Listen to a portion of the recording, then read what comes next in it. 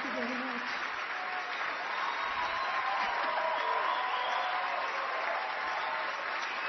Thank you. Thank you very much.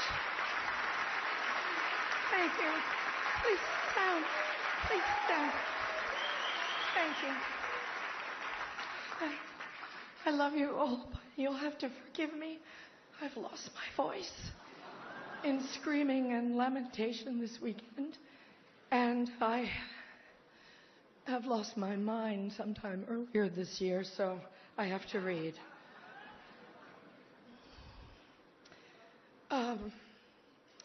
Thank you, Hollywood Foreign Press. Just to pick up on what Hugh Laurie said, you and all of us in this room really belong to the most vilified segments in American society right now. Think about it. Hollywood, foreigners, and the press. But who are we? And you know, what is Hollywood anyway? It's just a bunch of people from other places. I was raised and educated in the public schools of New Jersey. Viola was born in a sharecropper's cabin in South Carolina, came up in Central Falls, Rhode Island. Sarah Paulson was born in Florida, raised by a single mom in Brooklyn. Sarah Jessica Parker was one of 7 or 8 kids from Ohio. Amy Adams was born in Vicenza, Veneto, Italy. And Natalie Portman was born in Jerusalem. Where are their birth certificates?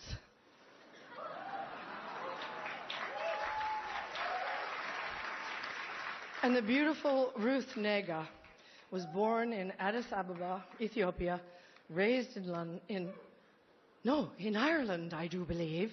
And she's here nominated for playing a small-town girl from Virginia.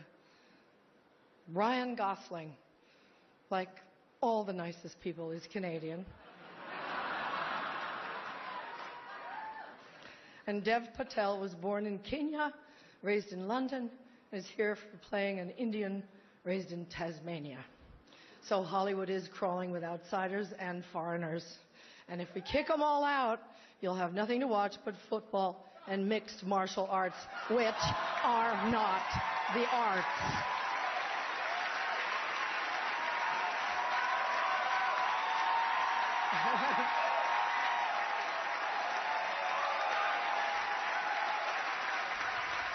They gave me 3 seconds to say this, so.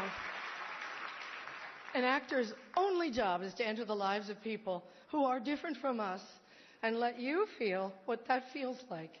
And there were many, many, many powerful performances this year that did exactly that. Breathtaking, compassionate work. But there was one performance this year that stunned me. It sank its hooks in my heart. Not because there was nothing good about it. But it was effective, and it did its job. It made its intended audience laugh and show their teeth.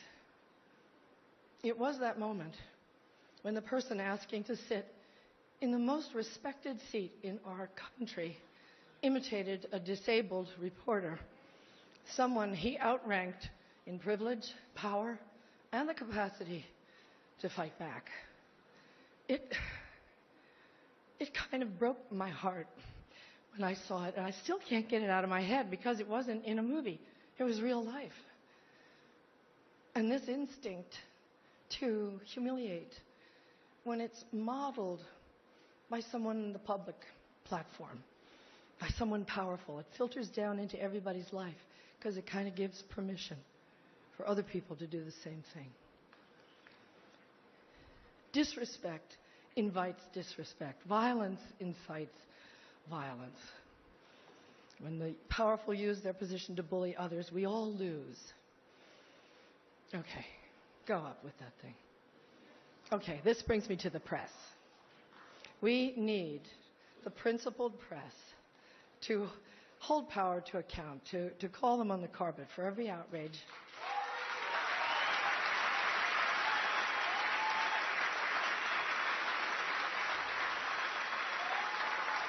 That's why our founders enshrined the press and its freedoms in our Constitution. So I only ask the famously well-heeled Hollywood Foreign Press and all of us in our community to join me in supporting the Committee to Protect Journalists, because we're going to need them going forward, and they'll need us to safeguard the truth. One more thing.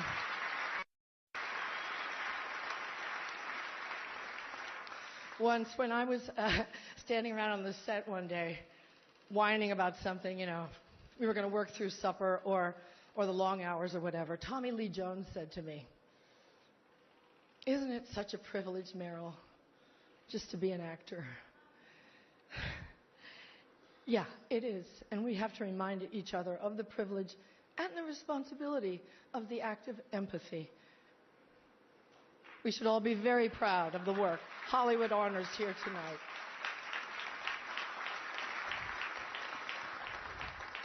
As my friend, the dear departed Princess Leia, said to me once, "Take your broken heart, make it into art." Thank you for it.